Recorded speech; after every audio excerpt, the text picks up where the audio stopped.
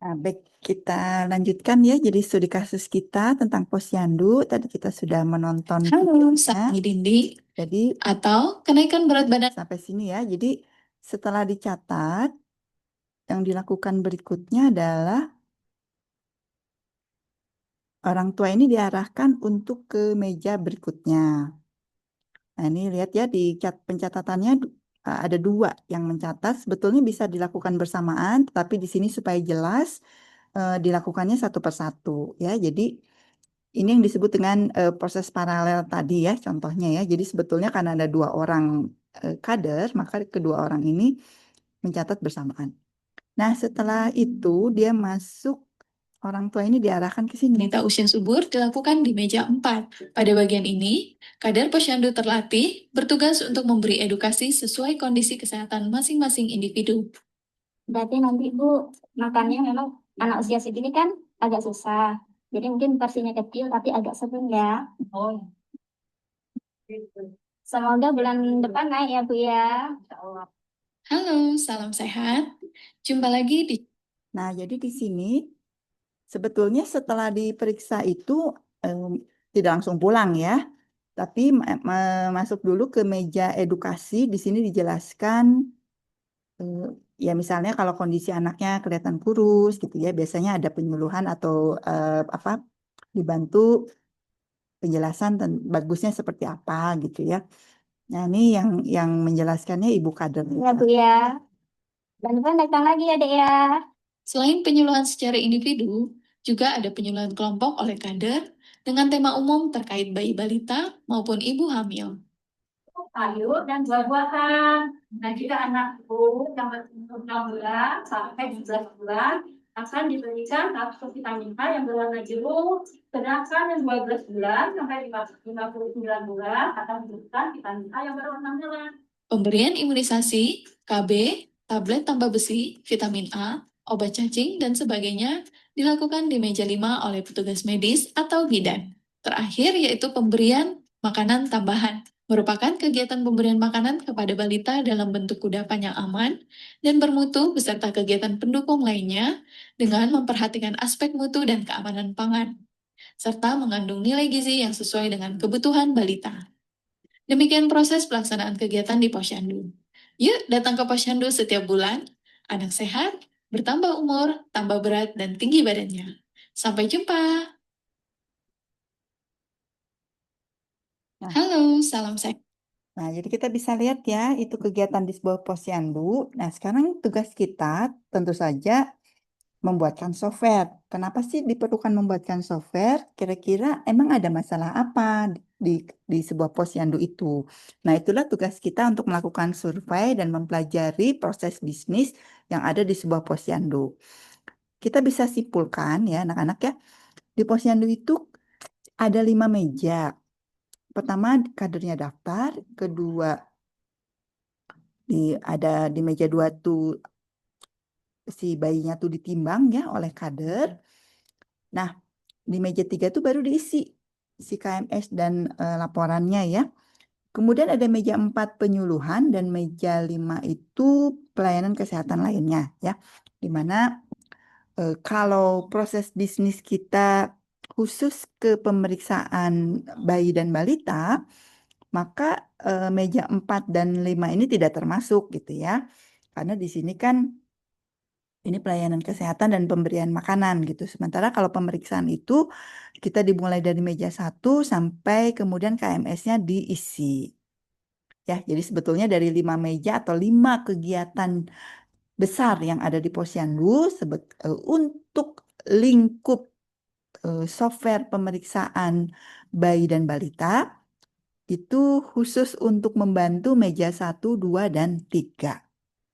Meja lainnya tidak diikutkan ya, belum perlu gitu ya.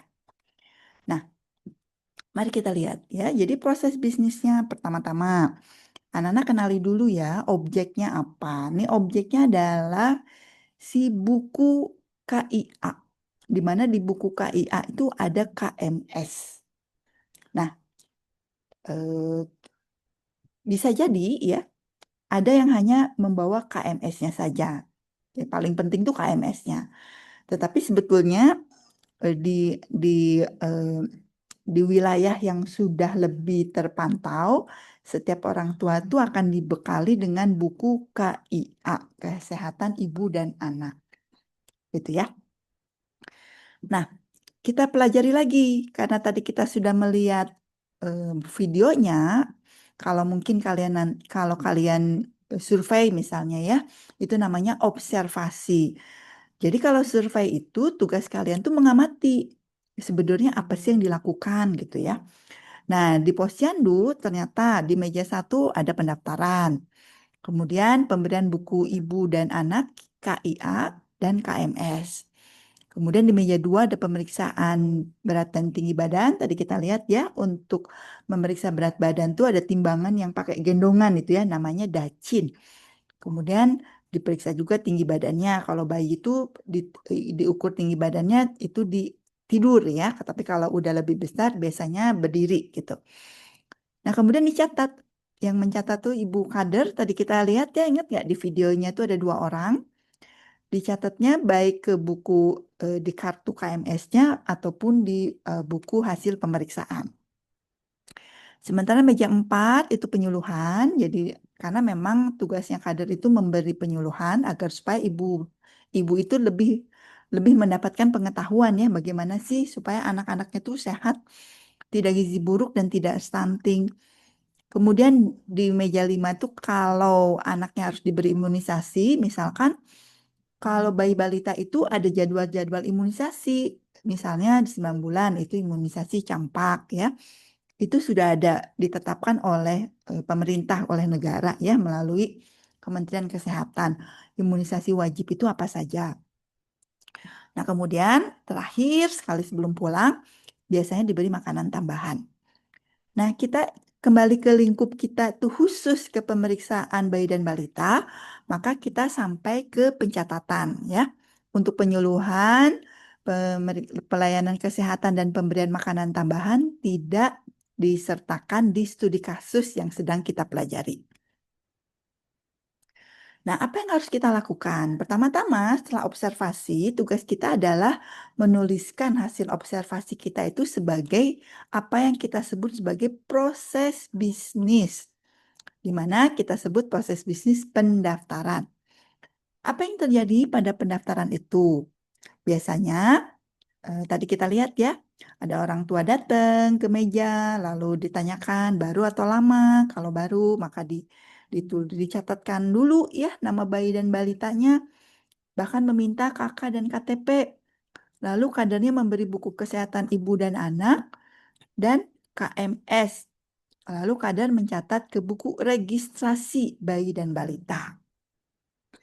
Kalau dia pengunjung lama, berarti dia sudah membawa buku KIA dilengkapi dengan KMS. Datanya juga sudah terregister. Maka dia langsung mencatat ke buku kehadiran. Ya, jadi buku register itu buku kehadiran bayi dan balita ya. Misalnya hari ini tanggal 11 Maret. Nah, dituliskan ya 11 Maret jam 10 bayi balita datang gitu ya. Setelah itu bersiap ke penimbangan dan pengukuran tinggi badan yang ada di meja 2. Di sini kita lihat untuk penimbangan ya. Nah, kalau di sini fotonya adalah penimbangan dengan timbangan modern. Kalau di video tadi kalau kamu perhatikan penimbangannya biasanya di posyandu itu memang seperti itu. Itu nama timbangannya seperti timbangan buah ya. Itu disebutnya dacin. Nah, ternyata kalau kita lebih teliti melihat sebetulnya pada saat penimbangan itu ada notes, kertas notes. Kader itu menuliskan hasil timbangannya di notes. Jadi di kertas kecil gitu ya. Baik tinggi badan maupun berat badan. Ditulis dulu di kertas notes. Nah, selesai penimbangan dan pengukuran tinggi badan, ibu dan bayi balitanya menuju ke meja 3 dengan membawa notes tersebut, gitu ya. Nah, ini buku KIA-nya ya. Nah, ini setelah diperiksa, lalu dimasukkan atau dicatatkan ke buku KMS ya. Nah, buku KMS ini sebetulnya nanti ada grafik-grafik ya anak-anak ya. Jadi di grafik-grafik itu sebetulnya tidak sekedar grafik tetapi ada maknanya. Jadi setiap bulan bayi itu diberi titik di KMS tersebut. Di KMS itu sudah disediakan warna-warna ya. Grafiknya itu ada grafik warna-warna. Kalau eh, hasil pemeriksaan kita ini ada di garis hijau, maka dia normal. Kalau ada di garis merah, maka dia gizi kurang. Kalau ada di garis oranye, maka dia ada di berat badan lebih. Nah, eh, kenapa ya isi KMS itu eh, menjadi hal yang penting? Karena sebenarnya gini anak-anak, di Indonesia ya bahkan termasuk juga di Jawa Barat, provinsi yang sangat besar ini, tingkat gizi buruk dan stuntingnya masih tinggi. Kenapa bisa terjadi seperti itu? Ya biasanya karena memang faktor ekonomi ya. Orang tua tidak bisa memberikan gizi yang baik untuk bayi dan balitanya. Bahkan ketika masih dalam kandungan, seorang ibu hamil itu tidak punya kecukupan gizi. Nah, jadi karena masih tinggi, maka posyandu ini menjadi sangat penting dan KMS ini menjadi sesuatu yang harus ada di setiap setiap orang tua yang memiliki anak, dia harus memiliki KMS. Nah, pencatatan di KMS serta pemantauan grafiknya menjadi hal yang sangat penting, di mana kadang-kadang kader itu menjadi kesulitan atau kadang-kadang sulit atau salah menuliskan hasil pemeriksaan. Akibatnya pemantauan tinggi dan berat badan bayi dan balita menjadi tidak valid. Kesulitan kedua yang paling penting lagi sebetulnya adalah pencatatan ke buku besar. Bayangkan ya, kalau kita ada 10 anak datang, maka kita harus mencatat 10 data timbangan dan tinggi badan bayi balita tersebut tidak boleh tertukar. Kalau bulan depannya dia datang lagi, maka data tersebut harus berkesinambungan. Jadi jangan sampai tertukar atau jangan sampai ya datanya tidak lengkap karena ibu kadernya misalnya lupa menuliskan. Kalau dia tidak lengkap menuliskan data hasil pemeriksaannya, itu menyebabkan seolah-olah terjadi gizi buruk gitu ya, padahal sebetulnya karena belum dicatat aja gitu, terlewat gitu, dan lain sebagainya. Karena itu timbullah gagasan untuk membuatkan aplikasi untuk membantu kader dalam melakukan pencatatan hasil pemeriksaan. Nah, gitu ya. Nah, sebenarnya aplikasinya itu sudah ada anak-anak. Memang jadi ini tidak sekedar wacana ya, tetapi aplikasi ini memang sudah ada, sudah dibuatkan oleh teman-teman kolega-kolega saya dari dosen Universitas Pajajaran. Nah, aplikasinya sudah digunakan di banyak sekali posyandu. Nah, dari studi kasus ini merupakan hasil karya nyata teman-teman dari Universitas Pajajaran yang dibantu juga oleh kami di Teknik Informatika Unpas, oleh saya dan Pak Wanda ya. Jadi kami yang menyiapkan aplikasinya. Nah, tugas kita mempelajari dari studi kasus ini. Karena kita sedang mempelajari proses bisnis, maka kita ingat-ingat lagi ya, kita harus identifikasi ada apa saja di dalam bisnis itu. Pertama-tama, kita lihat siapa sih yang mendapatkan layanan? Oh, masyarakat. Maka masyarakat disebut sebagai aktor bisnis.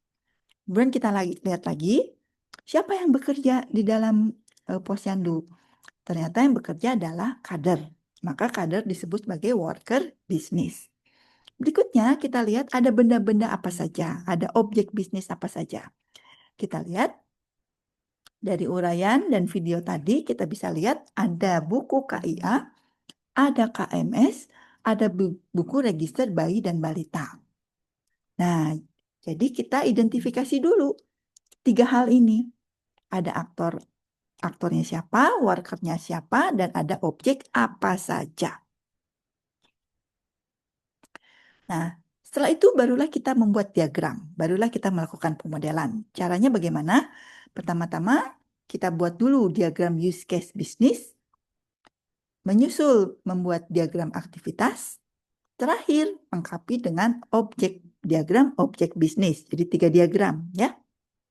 Nah, lalu 4 dan 5 itu adalah langkah berikutnya.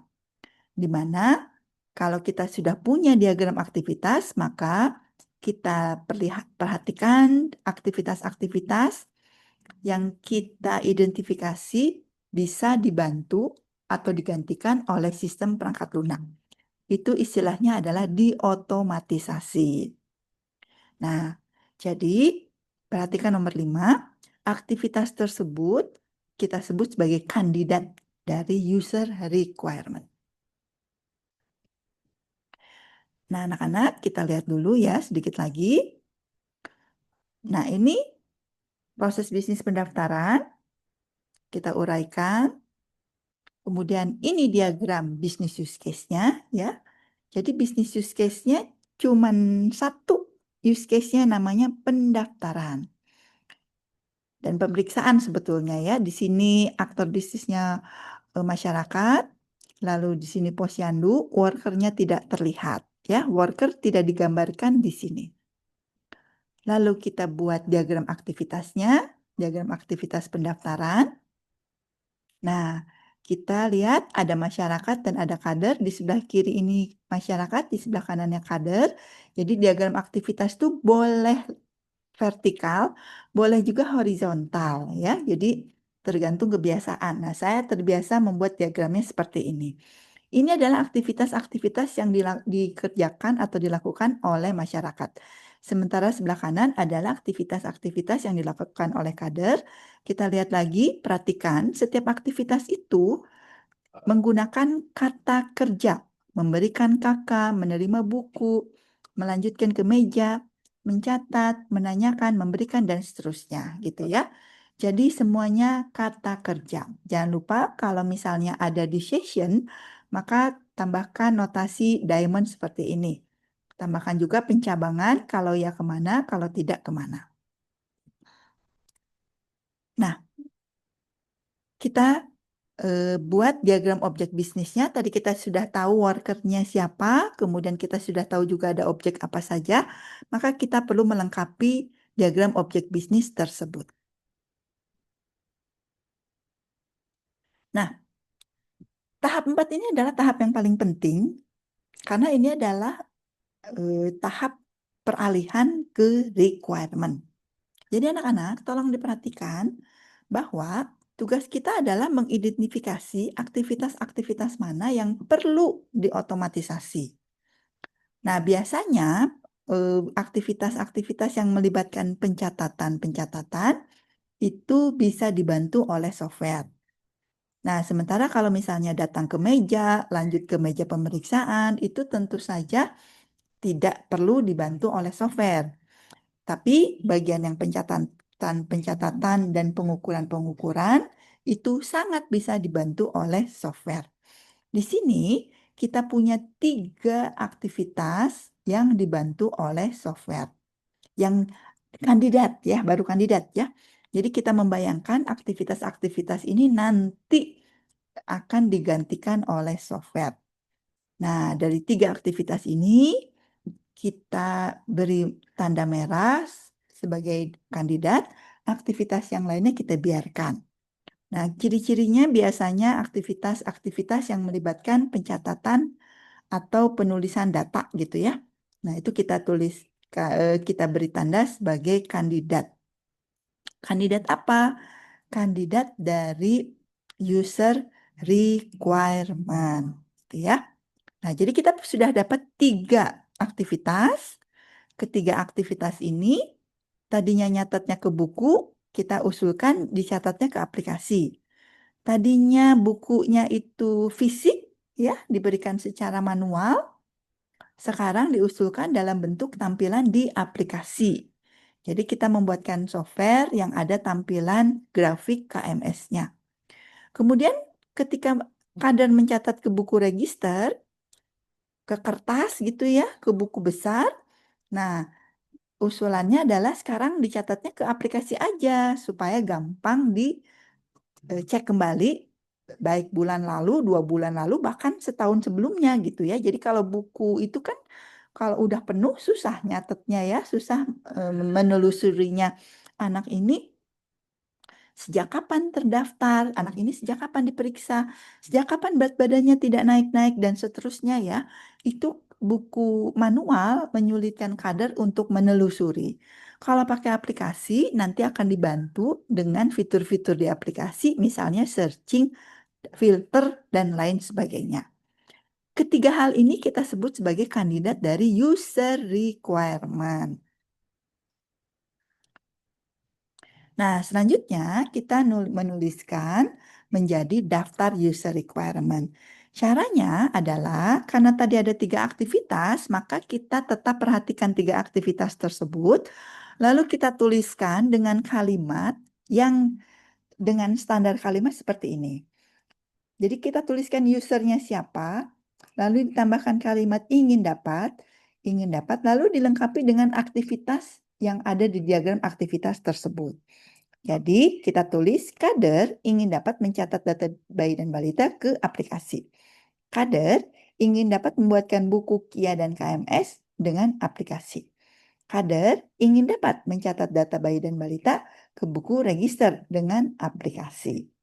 Jadi kalimatnya seperti ini. Ini yang disebut dengan daftar user requirement. Nah, dengan demikian kita sudah melakukan tahapan requirement gathering dan kita sudah mendapatkan daftar user requirement. Tugas kita selesai sampai mendapatkan daftar user requirement ini.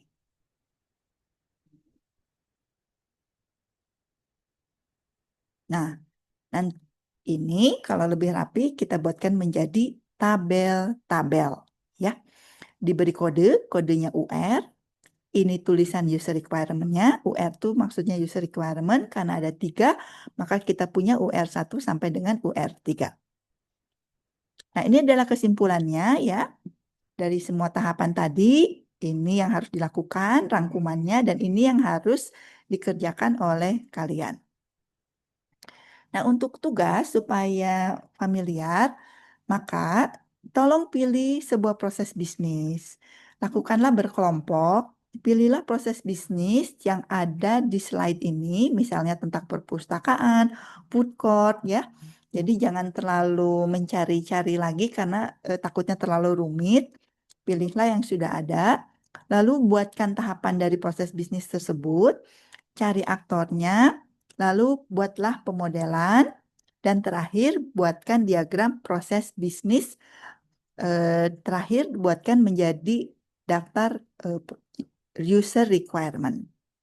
Nah, ini slide-nya sudah selesai. Jadi ada tugas yang harus dikerjakan secara berkelompok. Silakan dikerjakan. Nanti dikumpulkan di Adlink yang minggu lalu ya.